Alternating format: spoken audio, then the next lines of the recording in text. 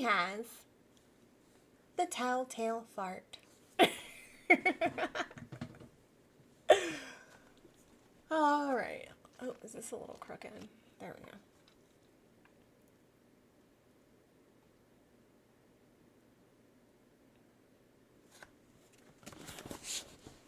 And let's make sure we're all lined up here.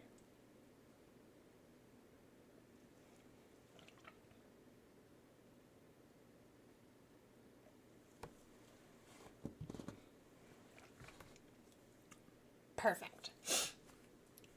All right. Anxious. Nervous. Yes, I was and am still. You think me mad, but why? A time to die, the good book declares, does it not? It was his time, and perhaps now it is mine.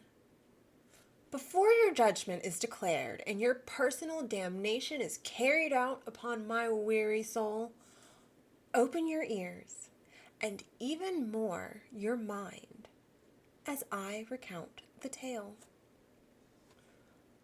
Why did it? I cannot say so specifically. The proverbial stew comes to mind, or the proverbial straw comes to mind. Both the last one as well as the one that which broke the camel's back. Are they not one and the same?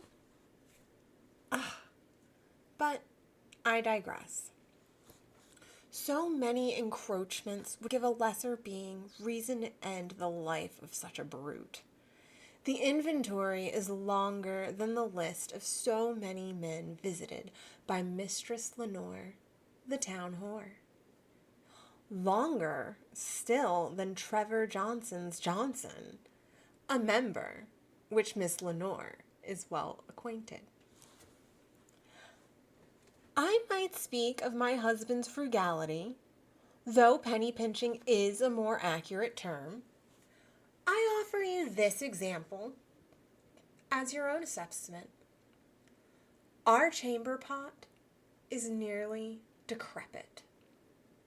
Though nearly, he would say, is the key descriptor of the vessel, and its usefulness continues to endure. What then, husband? I queried. Dare we tarry until the chamber pot has rusted through? Use your finger as a plug, he suggested with mirth. I had a finger in my mind as well as a location to insert it, but I bit my tongue. Onlookers might assume we were poor, and that bookkeeper was not the occupation of my groom for 20 years. Alas, has it been only 20? The calendar should show forever and a day that I've been locked in this loveless union. This miserly, steel-hearted, bumbling oaf has the merriment of a badger caught in a trap. His ego rivals the size of Boston itself, and his gut is only slightly smaller. His drunken state makes him infinitesimally more tolerable in some ways, while emboldening his carnal desires and humor, as it were, neither of which rise to a palatable level. I could continue reciting his inventory of incompetencies, but I do not have enough years left in my life. I come now to the deed, as this is why you have come to listen to my tale.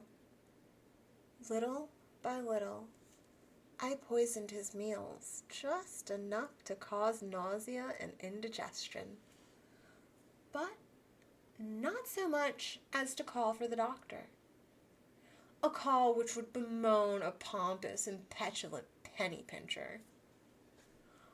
On that final and fateful night, I prepared a meal including only my husband's favorites. I tenderly set before my beloved a plate of ham and beans with cooked cabbage and broccoli. I used enough arsenic to kill a hippopotamus, which I estimated was the same size as my portly partner. I bet the devil my head he'll not throw it out, I said to myself as I set the table. My husband glanced curiously my way, and I wondered then, if I spake these words aloud. You see now what a state I was in. But I was not mad. Do not think me so. Not yet. As my head continued its passage through the world still balanced upon my shoulders, you'll have no doubt that the devil lost that wager. The meal in its entirety was consumed, however, displeasurably. My old man groped at his throat, his chest, and his stomach before the poison took full effect. He broke wind as he collapsed to the floor.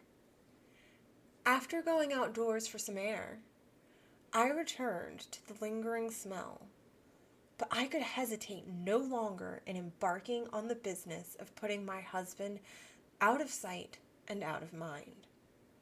I removed the floorboards and, with great effort, rolled his portly corpse into the house's depths. The following day, the constable and 2 other officers of the Oh, you have a typo, Brandon. The following day, the constable and 2 other officers of the police came round inquiring as to the whereabouts of my late husband. Missing, that is. I thanked the heavens for a slip of the tongue did not reveal the deed. I expressed to them my deep sadness over my missing man. The men offered condolences, and I offered them chairs. As I cried and sniffed, my nostrils detected the foul and noxious odor of my husband's flatulence. I leapt from my chair and ran to the cabinets.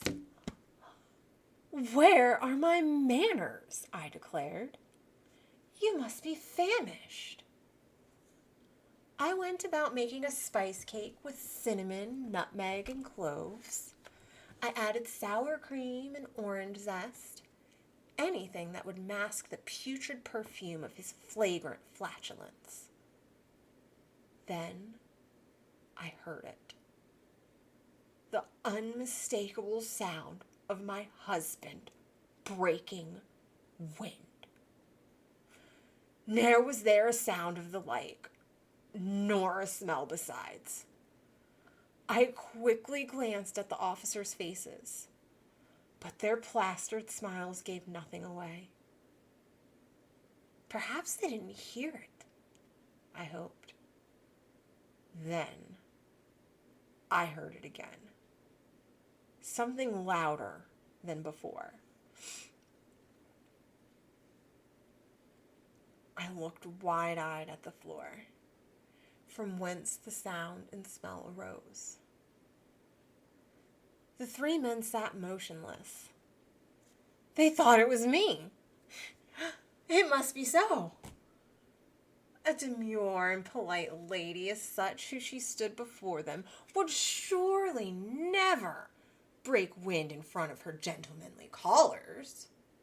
But for my innocence, let them believe it to be so. The sounds and smells grew louder. You may think me mad to say that the smell was loud, but I tell you the truth. Never was such a smell perceived as the pungency as what drifted from the floor that very day. My eyes watered, and bile began to rise from the pit of my being. I wiped my brow until my apron was soaked with sweat. The sounds, the smell, they grew louder. Louder! Louder! Smellier! Smellier! Smellier! I could hardly breathe. Yet these gentlemen, if you could call them such, sat engaged in pleasant banter. They could surely not ignore this hideous odor of evil. I banged pots and pans to cover the sound. I threw spices in the air to hide the smell. What game were they playing? They not only suspected, they knew. It was the only explanation for their apparent apathy. They were playing out their own sadistic punishment before a murder trial could occur. This, I reasoned, and reasoned still. Whether 'twas true or not, if only my madness, yes, I now admit it, I was not mad, but only driven there by the scent of the devil himself. Either way, anything would be better than this. I would give them the satisfaction no longer. Friends, villains, taunt me no more, I shrieked. Here I threw the bowl upon the ground, break open the planks on the floor, and rid me of this odious odor for evermore. The end.